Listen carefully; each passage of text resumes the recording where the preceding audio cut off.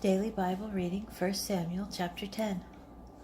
Samuel took a flask of oil and poured some on Saul's head and kissed him and said, "The Lord herewith anoints you ruler over his own people.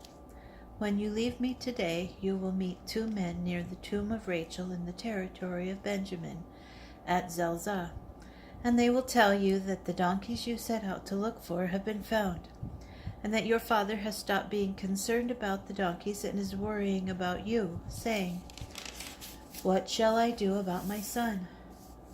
You shall pass on from there until you come to the terebinth of Tabor.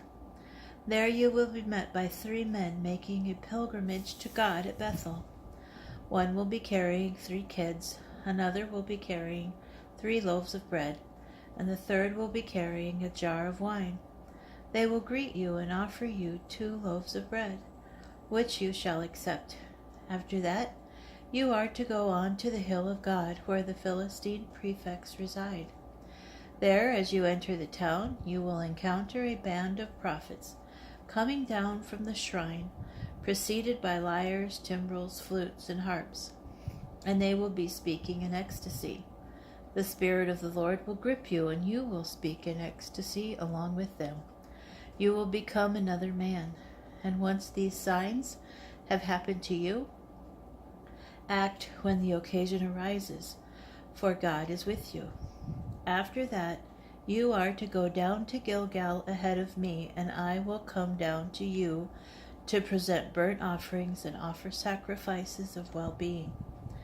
Wait 7 days until I come to you and instruct you what you are to do next." As Saul turned around to leave Samuel, God gave him another heart, and all those signs were fulfilled that same day. And when they came there to the hill country, he saw a band of prophets coming toward him. Thereupon the Spirit of God gripped him, and he spoke in ecstasy among them.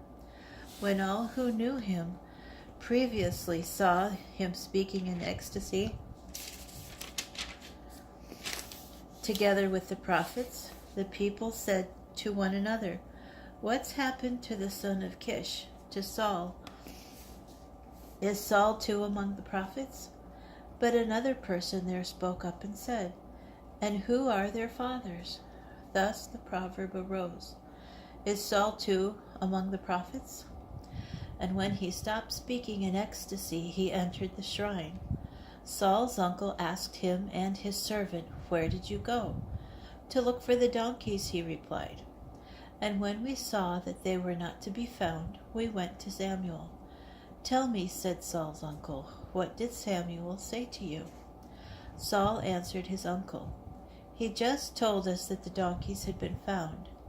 But he did not tell him anything of what Samuel had said about his kingship.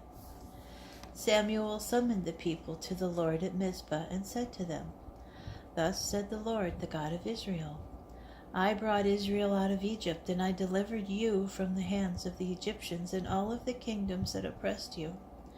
But today you have rejected your God, who delivered you from all your troubles and calamities. For you said, 'No, set up a king over us.' Now station yourselves before the Lord by your tribes and clans." Samuel brought forward each of the tribes of Israel, and the lot indicated the tribe of Benjamin. Then Samuel brought forward the tribe of Benjamin by its clans, and the clan of the Matrites was indicated. And then Saul, son of Kish, was indicated. But when they looked for him, he was not to be found. They inquired of the Lord again, "Has anyone else come here?" And the Lord replied, "Yes, he is hiding among the baggage." So they ran over and brought him from there, and when he took his place among the people, he stood a head taller than all the people. And Samuel said to the people, "Do you see the one whom the Lord has chosen? There is none like him among all the people." And all the people acclaimed him, shouting, "Long live the king!" Samuel expounded to the people the rules of the monarchy and recorded them in a document which he deposited before the Lord. Samuel then sent the people back to their homes. Saul also went home to Gibeah, accompanied by upstanding men whose hearts God had touched. But some scoundrels said, "How can this fellow save us?" So they scorned him and brought him no gift. But he pretended not to mind.